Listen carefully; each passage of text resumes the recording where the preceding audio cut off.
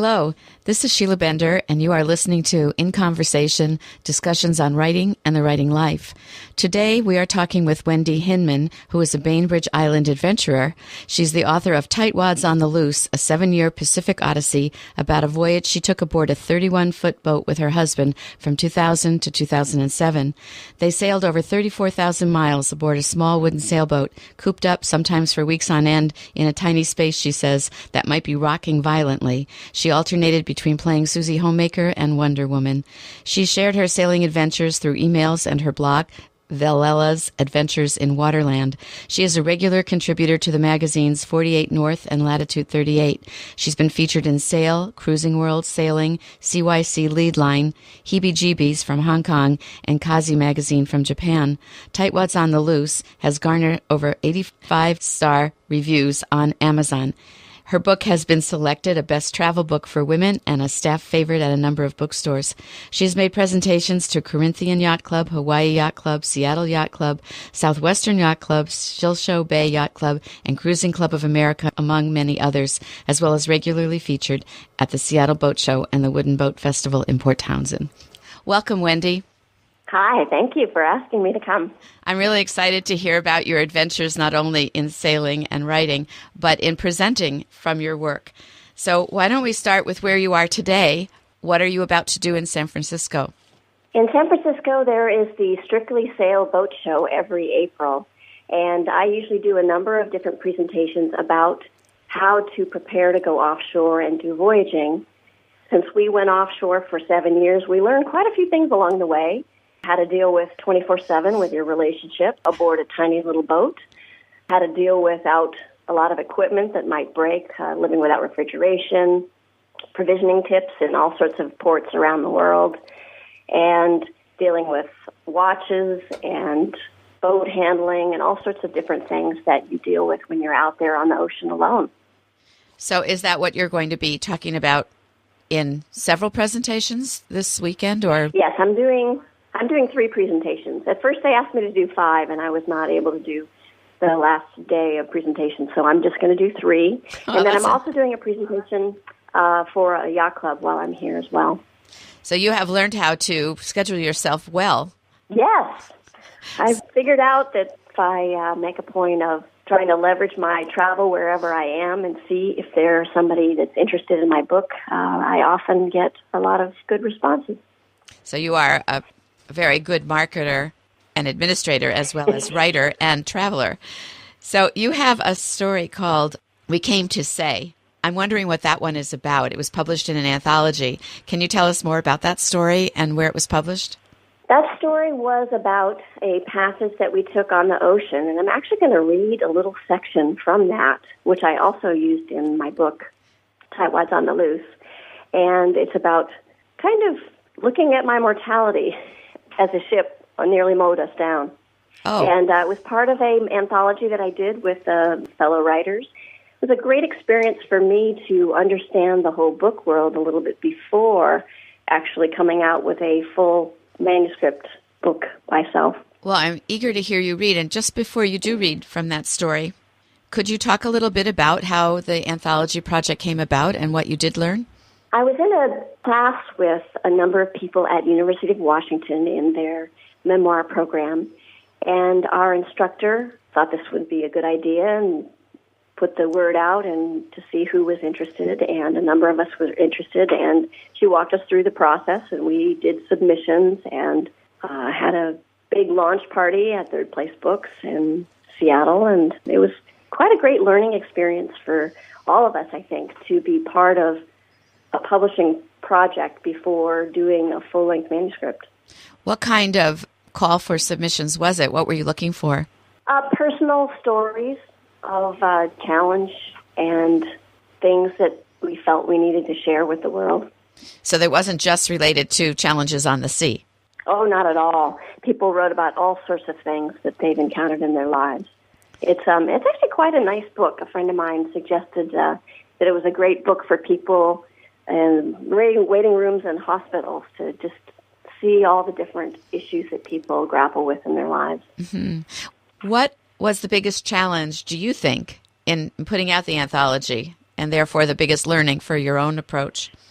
I think for me, it was getting everyone else excited about some of the marketing. I guess I have a marketing brain, and I see opportunities and connections, and I did some of my work life was marketing before I got into writing, and so I just see those connections and wanted to pursue that more than some of the other writers did, and maybe I took it a little further than some of them felt comfortable with doing, with approaching bookstores and doing readings and things like that.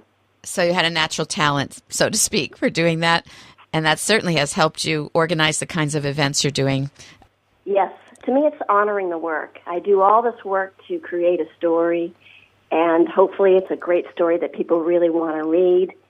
But if they don't know about it, then they can't really enjoy the story that you've worked so hard to write. And so I see it as just part of the rest of the package of being a writer, to share it with the world and make sure people know about it. And usually the response is quite good when I start talking about my book and the story. Usually there's a lot of good interest. And so I think that enthusiasm is contagious. Absolutely. And also, you have some tales to tell that most of us, although we'll relate to facing challenges, it will take us vicariously on a journey we might never even think to take ourselves. So that said, maybe this is a good time for you to read from that story. In the vast North Pacific, thousands of miles from land, there's not a heck of a lot to look at, even less if it's foggy. We've been sailing nonstop for nearly 3 weeks, a week longer than our longest passage to date, from Mexico to the Marquesas. Neither of us had seen a ship in more than 2 weeks. Once fog settled upon us, even dolphins, whales, and birds were no longer visible. Forget passing the time by marking the movement of the sun, moon, and stars across the sky. Even the thin line separating water from sky was fuzzy. At 4:40 in the morning, I'd been awake for maybe 45 minutes. I yawned, rubbed my eyes, and shivered. Fortunately, summer dawns come early at this latitude. Moisture hung thick in the air, collecting and glistening on my cheeks as our momentum propelled me through it. Lines creaked as they moved in their blocks in time with the gentle shifting of the boat. Water cast aside by the cut of our bow gurgled alongside the hull. Finally, wind had returned to aid our progress. Garth and I had alternated keeping watch in 4-hour stretches. We'd had contact with no other human beings for weeks now. Even our contact with one another was compromised by a need to get enough sleep while keeping a constant vigil. With nothing on the horizon to focus on, my thoughts drifted to what awaited us at the end of this journey. We'd been gone for a long time, 7 years sailing in the Pacific and Asia, at our own pace, by our own choice. It had been a priceless experience full of incredible encounters with people and wildlife. We'd overcome seemingly insurmountable obstacles and thrived. We'd changed in that time. So had the country and friends we'd left behind. We'd missed 9/11, one of the most monumental events in our nation's history, and had missed nearly the entire 2 Bush administrations. I wondered how it would feel to be back and how I would adjust to the frantic pace of American life after the tranquil life of sailing. A flash of color in my peripheral vision instantly jarred me out of my reverie. A bright orange ship emerged out of the murk on a collision course, closing the distance between us unnervingly fast. Normally when I spotted a ship, I could take evasive maneuvers with a minor course correction to put us on a widely divergent path, at least if I'm paying attention. But this one was too close. I could see him, but could he see me? A white boat with white sails against a white sky? I doubted it. I had minutes to get his attention before impact. The fog thickened and he disappeared from view. Oh my God, oh my God, oh my God. I was scared to take my eyes away from where I had last seen him. Our radio wasn't within reach. Neither was our horn. Our pitiful horn sounded more like a party favor anyway. There's no way anyone could hear it. Usually I had all these plus a floodlight at my fingertips, but this wasn't a typical shipping route. And after weeks of seeing nothing, it seemed ridiculous to expose them to perpetually salty air and to waste all that battery power running the radio to talk to who exactly? The ship reemerged. God, was he close. At least I knew where he was, but I still had a big problem, getting bigger by the second. I felt like a bug on the freeway faced with a rapidly advancing windshield. Within minutes, this ship would turn our home of 8 years into debris, plunging us into the cold North Pacific. My heart pounded in my chest, and my body started shaking uncontrollably. I frantically banged on the hull with my knuckles. "Turn on the radio, quick!" Garth popped his head up and squinted at me with bleary, unfocused eyes. Huh? What's going on? Wordlessly, I pointed to the dramatic color interrupting our featureless horizon. His eyes popped open, and he gasped, instantly wide awake. Before I could get any words out, he reached for the radio. Orange ship, this is the sailing vessel Valela. We are directly off your bow on a collision course. Do you see us? Garth said, carefully enunciating each syllable. Garth's eyes locked on mine, then settled on the ship. We strained to detect a reply, cocking our ears towards the speaker, as though that would help. Tick, tick, tick. I heard our clock softly marking time. After what seemed like an eternity, a whistle and 2 clicks crackled through the speaker. The ship's bow abruptly swung away. I exhaled. Fog billowed around us, masking the surprisingly brilliant color, enveloping it briefly. When the orange reappeared, I watched it slip behind us, back into the murk, like a phantom. Only my irregular heartbeat hinted of our recent danger. My heart took me some time to resume a slower beat. The horizon resumed its uniformity. Garth returned to the world of slumber as best he could. I continued my watch, trying to shake the memory of our nearly fatal encounter, which now felt like a hallucination. 4 hours on, 4 hours off. Only 2,969 miles to go. Wow. My heart is racing. It's always a tough debate where to read from.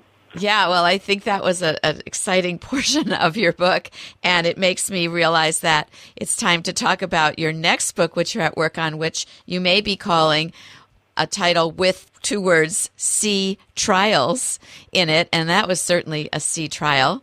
There were others, I take it. My first book, Tightwads on the Loose, is about a journey that my husband and I took together on a little 31-foot boat, and it's kind of a tongue-in-cheek, kind of poking fun mostly at us and our ridiculous situation by being on such a little boat. Obviously, we had some pretty exciting, hair-raising encounters like the one I just read. My husband had sailed around the world as a kid, and he was shipwrecked at the age of 14. And he got to live like Robinson Crusoe on a remote island in Fiji in the South Pacific until they were rescued for about a week.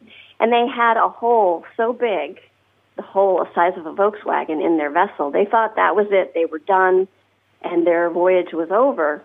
But they were able to pull the boat off the reef and rebuild it in the blistering heat of the tropics and finish the voyage around the world. And it was definitely what you would call sea trials. And it's a really exciting story. I feel just so blessed to have all the letters that they mailed home and the newspaper articles that were written about them, and to be able to interview each of them and talk to them about this story that I've been hearing for as long as I've known my husband, which is going on 30 years. So anyway, it's been quite fun to write this story, and I'm doing some final edits at this point, and it should be out before too long. You are listening to KPTZ 91.9 Port Townsend. In case you've just joined us, you are listening to In Conversation with Sheila Bender, discussions on writing and the writing life.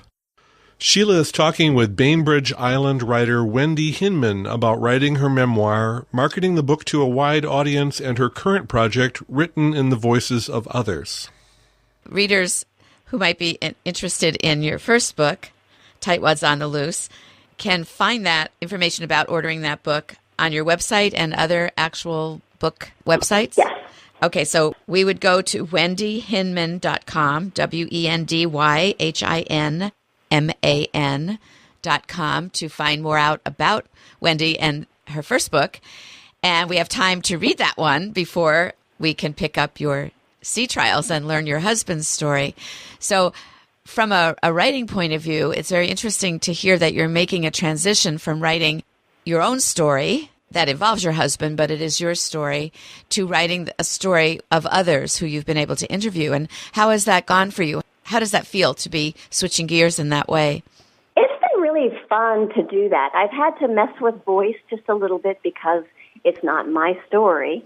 And what I've discovered is that my readers really loved my voice in Tightwads on the Loose. And so having to shift to talking about other people is potentially making a few people nervous that I've talked to that said they can't wait for the new book to come out, but they're sad that it isn't about me, which I think is kind of funny. But I think I've hit a nice balance in that voice is not terribly different, even though it is not about me. And so I think that those readers who love Tightwads on the Loose will also love this one. Wendy, that voice that you're talking about, are you in the book too, saying anything in the first person? No. Oh, wow. No, I'm not in the second book at all.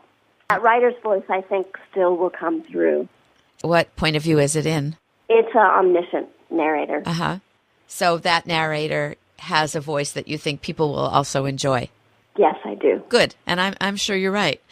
So that's quite a story, to live like Robinson Crusoe, if only for a week, not knowing you would be rescued. And then finishing the journey, which is quite a task, given all the things that they went through. So it's an exciting adventure, but there's a lot of good humor as well in that one, in addition to the first one that I wrote. Excellent. I've got a couple new ideas for things I want to work on, and those are going to be more historical fiction, and so voice is going to have to change even more for those, I think. But I'm getting kind of excited about these other ideas that I'm working on as well.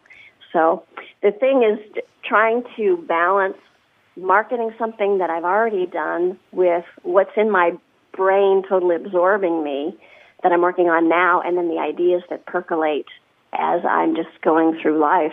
Right. Things that I want to work on in the future. Juggling that as a writer is always a challenge. Absolutely. So I want to ask, though, about this historical fiction. Are they on the sea as well? No, these two would have nothing to do with the sea. So I don't want to just write sea stories. Although I've discovered that there is a really ready audience among sailors for sea stories. They're very avid readers, and that has helped me tremendously in the marketing, and then also being able to do how-to seminars as well as just sharing the story has made it really easy for marketing. But I think they'll read other stories, and maybe the historical fiction things will get me kind of engaged to new audiences. I at first thought that these sea stories would just appeal to sailors, but because it was picked as a top travel book for women, that kind of shows that it's gone beyond the sailing audience. And then Western Washington University picked it for their local authors literature program, which I thought was pretty neat. And those people weren't sailors either. So I guess it does go across to other genres. I'm not a sailor, but I was right with you on your little boat looking at that big ship coming towards you. I think that material does appeal. I'm glad to know that sailors read a lot. I imagine they have a lot of time when they're anchored to read, which is nice. So tell me how you came to writing. Were you a writer before you took this journey? I have always been a very avid reader. That's first and foremost. My whole life, this is one of my favorite things to do. And as a kid, I would win the prizes as the one who read the most over the summer. But also, before we left, I worked at an online magazine, and I worked doing some technical writing and as a web content manager during the dot-com boom. So I've done a lot of non-book related writing before we left. And then when we were on our voyage, one of my favorite things to do was to write up the stories of where we'd been and what we'd seen and encountered and share them with friends and family. And then I kept hearing that people were passing them on to other people, and then I had a blog that was also pretty popular, and people kept writing back and say, you gotta turn this into a book. This is great stuff. I always secretly wanted to write a book. When I was I think it was 8th grade, we took all of our assignments and we assembled them into a book, and that just left such a strong impression on me. And I had so much respect for writers, authors, and books that I always secretly wanted to write one, but the question of what I had to say being important enough to write a whole book about it was something that perplexed me. And then when I did this voyage and had such great response for my updates and had people telling me that I should write a book, it became more obvious what to start with. What were your challenges in turning a blog and emails into a book? Well, blogs and emails just have a completely different type of writing. It's a lot of summary in a blog and in magazine articles. But with a book, you really need to bring it alive with scenes, with letting the reader feel like they're in the moment with you, experiencing that situation with you. And so I couldn't just take what I had already written and pour it into a book.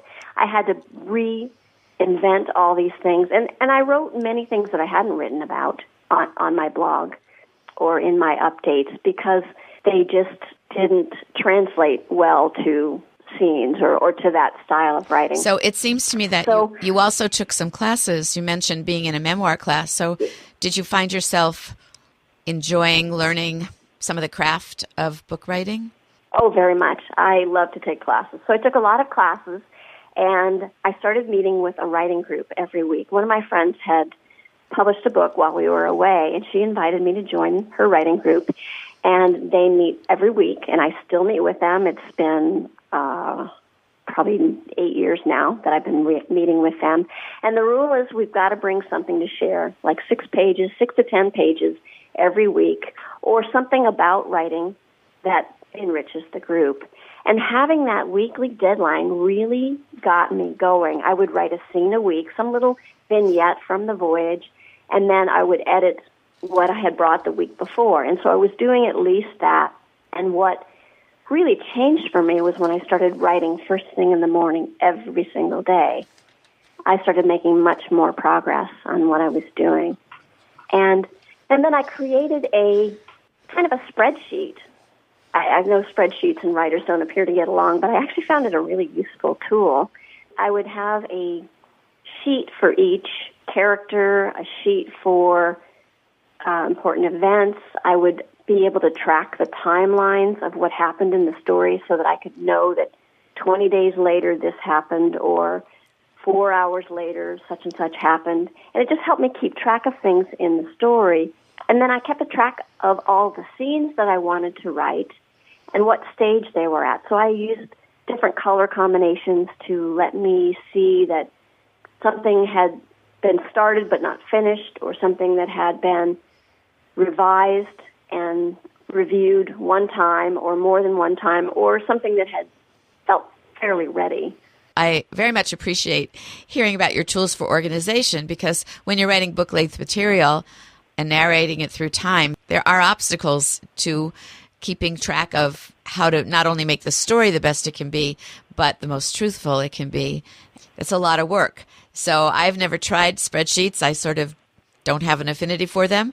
But listening to you makes me think, well, maybe I ought to learn a little bit more about them, because it sounds very effective to handle all the material, as is having a writer's group and deadlines, like you said.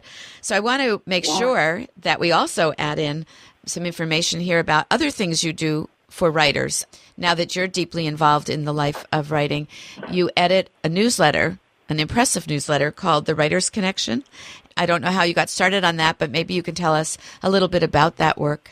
One of the things that I discovered as a writer and as a author that needs to sell books is that it's really kind of a grassroots effort. And being a citizen of the writing world is one of the key marketing approaches and the key ways of buoying my spirits as a writer when I'm spending long periods of time by myself to keep going. And so I have created a writing community, and it really helps me as a writer to keep writing, but it also helps me to reach out to other writers and help them and learn. I get to learn from them. So a friend of mine from one of my writing classes and I have been working on the Writer's Connection, and we interview many writers that are in the Pacific Northwest region, and many are extremely successful, New York Times best-selling authors that are household names, and we get to learn from their process by asking them questions about how they work.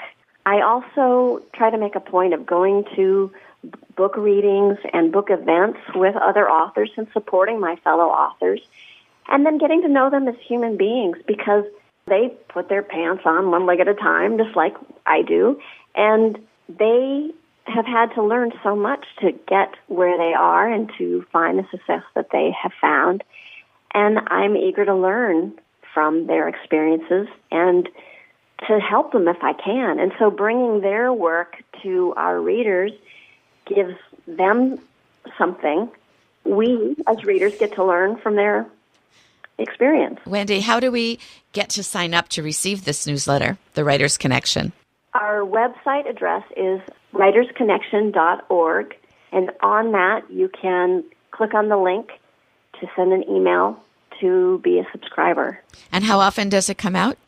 It is bi-monthly, and we interview all sorts of writers from various different genres, essayists, novelists, memoirists, children's authors, science fiction, thriller, all sorts of different types of work, so that we address the needs of a wide variety of writers that are our readers. I enjoyed my interview with you, and I enjoy sharing that link with lots of people, and I enjoy the Writer's Connection too. I hope that many of our listeners will go to writersconnection.org and sign up. It's very, very valuable resource and interesting reading. So I want to thank you personally for continuing that effort, because when you're busy with your own work as a writer and writing groups and having time to write and marketing your work and doing presentations, it's not always easy to grab the time to also have another passion inside the writing life. I very much appreciate that work. So I want to end today, Wendy, by reminding people that they can hear you present at this fall's Wood and Boat Festival. You probably know the dates. I think it's September 9th through 12th, if I remember correctly. All right. It's usually the first weekend in September. And how many presentations will you be doing there? Probably 3 or so. Okay. So we'll be... And then I'll be selling books at the Author's Corner as well. Wonderful. So people can meet you in person then and get to hear more of your work and see the book as well. Or they can go ahead of time to your website, wendyhinman.com. And Hinman is Hinman. Well, I hope you have a wonderful time presenting in San Francisco, and I really appreciate your spending time with us today on our program In Conversation, and I hope to see you very soon up here in the Northwest. Thank you so much. It's been so fun talking with you. I've learned a great deal from you, and I love what you're doing to share the writing world with your listeners. Thank you. Thanks. You have been listening to In Conversation, Discussions on Writing and the Writing Life with Sheila Bender. For more of Sheila's interviews, please go to Sheila's website, www.writingitreal.com/audio. In Conversation is produced by Sheila Bender and edited by Charlie Fleischman. Announcer is Kurt Vanderslice.